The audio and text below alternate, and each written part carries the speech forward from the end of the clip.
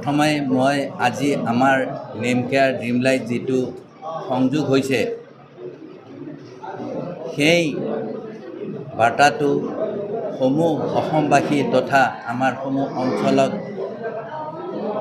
বিয়পি যাব বুলি মই আশা ৰাখিছোঁ আৰু সমূহ ৰাইজৰ সমূহ অসমবাসীৰ আমি ইয়াতে সহায় সহযোগিতা কামনা কৰিছোঁ।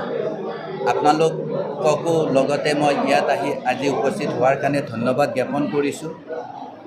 আমাৰ name care dream light hospital হোৱাৰ এটাই উদ্দেশ্য, ইয়াত আমি বহুত ভিতৰুৱা অঞ্চল আছে। মই বহুত বছৰ আগৰ পৰাই ইয়াতে ছাৰ্ভিচ তথা মই দি আছোঁ। আজি 25 বছৰ 30 বছৰ হ'ল। বহুতেই জানে ইয়াতে মই বহুত গাঁৱত গৈ বোকাত একাঠু বোকাটো মই ছাৰ্ভিচ দিছোঁ আগতে।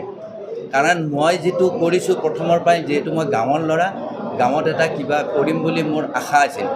সেইকাৰণে বাহেতা চাৰিআলিৰ বহুত বৃহত্তৰ অঞ্চলৰ বহুত ডক্তৰ আছে যিবিলাক ইয়াতে কোনো এষ্টাব্লিছ হোৱা নাই। আপোনালোকে গম পাব মেক্সিমামে গুৱাহাটীত, আৰু মোৰ বিভাগ হ'ল চাৰ্জাৰী সাধাৰণতে অলপ চহৰ অঞ্চলত বেছি হয়।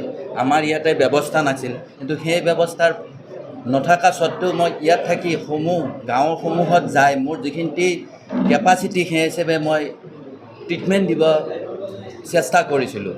আৰু সমূহ ৰাইজৰ তেতিয়া মই বহুত সঁহাৰি পাইছিলোঁ, বহুত মোক শুভাকাংক্ষী আছিলে তেতিয়া। সেইসকলকো মই ধন্যবাদ জ্ঞাপন কৰিছোঁ। আৰু এতিয়া আমি নেম কেয়াৰ ড্ৰিম লাইট যিটো ব্যৱস্থা কৰিছোঁ সেইটো যাতে ফিউচাৰত আমি প্ৰত্যেকে আৰু বেছি ছাৰ্ভিচ দিব পাৰোঁ। একোটা চবৰে সপোন থাকে আমাৰ গাঁওখনক কেনেকৈ অঞ্চলটোক ডেভেলপ কৰিব পাৰোঁ।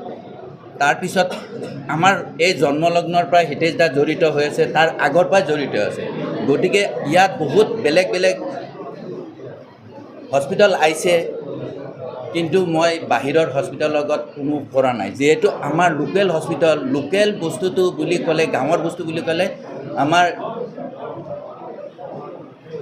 নেম কেয়াৰৰ আৰু আমি বুজি পাওঁ, দুজনে আমি গাঁৱতে ডাঙৰ হৈছোঁ। গতিকে সেই উদ্দেশ্য ৰাখি আমি আজি যিটো প্ৰতিষ্ঠান ইয়াত আৰম্ভ কৰিছোঁ, ভৱিষ্যতে আমি সকলোৰে সহায় সহযোগিতা পাম বুলি আশা ৰাখিছোঁ।